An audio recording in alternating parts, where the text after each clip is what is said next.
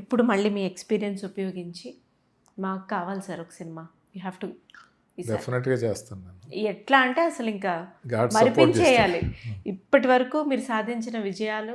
అంటే ఇంకా ఇంకా ఇంకా ఇది ఎలా ఉండాలంటే చెప్పడానికి కూడా మాకు మాటలు సరిపోదు, అట్లాంటిది కావాలి సార్.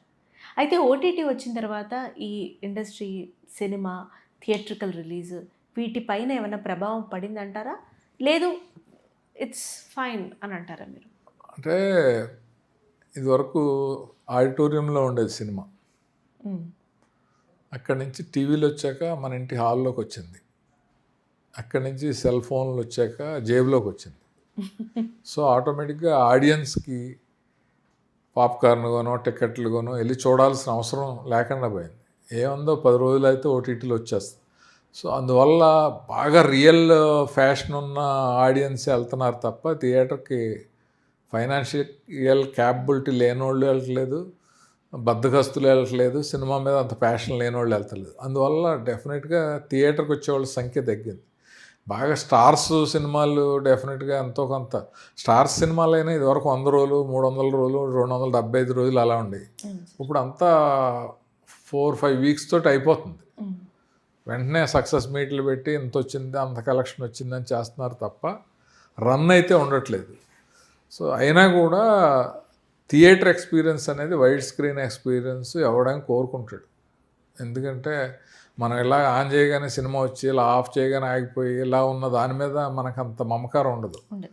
కుటుంబం అంతా డిస్కస్ చేసుకుని రేపు సినిమాకి వెళ్తున్నాము, నేను బుక్ మై షోలో బుక్ చేశాను అని సరదాగా మంచి డ్రెస్సులు వేసుకొని పిల్లల్ని రెడీ చేసుకుని వెళ్ళి అక్కడ సినిమా చూసి ఇంటర్వ్యూలో వాళ్ళకి కావాల్సినవి ఇచ్చి మళ్ళీ వచ్చి ఆ సినిమా గురించి మాట్లాడుకుని అదొక బ్యూటిఫుల్ ఎక్స్పీరియన్స్. అది నాకు తెలిసి అది చావదు. బట్ దాన్ని ఎంత ఏ రేంజ్లో చేయాలి అనేది ఏంటంటే కంటెంట్ కొత్తగా చేసి దాన్ని బతికిచ్చేలా. మా ఏవిలో కూడా దాస్తున్నారంట చిన్న సినిమాలకు ఊపిరి పోయండి అని.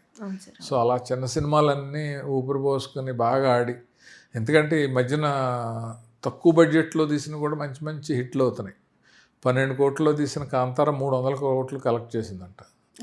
2 కోట్లు తీసిన సాయిరత్ 200 కోట్లు కలెక్ట్ చేసింది మరాఠీ సినిమాల్లో. అలాగే తెలుగులో అన్నీ కూడా 7-8 కోట్లలో తీసిన 30-40 కోట్లు అలా చేస్తున్నాయి. బట్ ఐడియా ఇన్నోవేటివ్గా దాని మీద ఎక్కువ స్పెండ్ చేసి ఒక సంవత్సరం అంతా కూర్చున్నా పర్లేదు, ఒక మంచి హిట్ తీసి చేయాలి అనేది యంగ్స్టర్స్ అందరూ కూడా దాని మీద కాన్సన్ట్రేట్ చేస్తే మంచిదని నా అభిప్రాయం. Thank you sir. మీ టైంలో ఒక ఫైనల్ క్వశ్చన్ అడుగుతాను సార్ ఈ పాడ్కాస్ట్కి. రిలీజులు కొత్త సినిమాలు చేసే హంగామా కంట ఎక్కువ శాతం రిలీజులకు ఉన్న క్రేజ్ ఇప్పుడు మీరు చూస్తూనే ఉన్నారు, మామూలుగా కాదు. సో ఎందుకు ఇలా రిలీజుల కోసం? అసలు మామూలుగా చూసిన పాటే అది రోజు అసలు పెడితే టీవీలో వచ్చే సినిమానే, కానీ థియేటర్లో పాటలు పాడేస్తూ డైలాగ్ చెప్పేస్తూ ప్రతిదానికి ఆడియన్స్ కనెక్ట్ అయిపోతున్నారు. ఆ రిలీజులకు ఎందుకు అంత పవర్ అంటారు? ఏం లేదమ్మా, అది ఆల్రెడీ ఎన్నో సంవత్సరాల మేధోమదనంతో స్క్రిప్ట్ రాసుకుని తీసి సూపర్ హిట్ అయిన కాన్సెప్ట్ అది ఆ జనరేషన్స్లో. ఇప్పుడు అడవి రాముడు వచ్చింది, మేము చిన్నపిల్లలప్పుడు ఆ సినిమా పాటలు ఒక్కొక్కటి 10 సార్లు చూడడం, అది సంవత్సరం ఆడేయటం అలా చూసాం.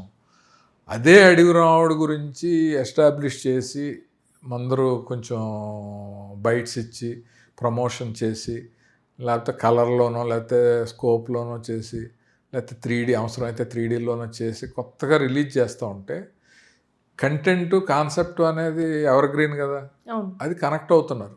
కనెక్ట్ అయ్యి ఇప్పుడు ప్రజలు, ఇప్పుడు ఉన్న ఆడియన్స్ కూడా, వాళ్ళ పిల్లలు కానీ యంగ్స్టర్స్ ఎవరైనా కూడా వాళ్ళు కనెక్ట్ అయ్యి చూస్తున్నారు. సో అది అప్పుడైనా ఇప్పుడైనా సరే ఆ స్టోరీ, ఆ హిట్, ఆ ప్రభావం తప్ప ఏదో అంటే మామూలు సినిమాల కంటే బాగుంటున్నాయి, ఆల్రెడీ ప్రూవ్డ్ కదా అవి. అందువల్ల దానికి ఎక్కువ కనెక్ట్ అవుతున్నారు. చమత్కారం ఏంటంటే అప్పుడు అంతగా ఆడని సినిమాలు కూడా రిలీజ్ తర్వాత ఇప్పుడు అర్థమవుతున్నాయి ఆడియన్స్ కా కాన్సెప్ట్. అంటే కొన్ని సినిమాలు అడ్వాన్స్ థాట్ అంటారు చూడు, ఇప్పుడు 5 ఏళ్ల తర్వాత వచ్చే సినిమా ఇప్పుడు వస్తే ఇప్పుడు ఫెయిల్ అవ్వచ్చు, బట్ 5 ఏళ్ల తర్వాత రిలీజ్ చేస్తే అది బాగా కనెక్ట్ అవ్వచ్చు. అవును సార్, అలా కూడా కొన్ని హిట్ అవుతాయి. Thanks for your time sir. మీ నుంచి చాలా విషయాలు తెలుసుకున్నాం. అండ్ యు ఆర్ లైబ్రరీ ఆ లైబ్రరీ నుంచి ఇంకో మంచి కథ త్వరలో మాకు రావాలి సార్, ఫుల్ ఫ్లెడ్జ్డ్గా. డెఫినెట్గా. Thank you so much for your time sir. Thank you.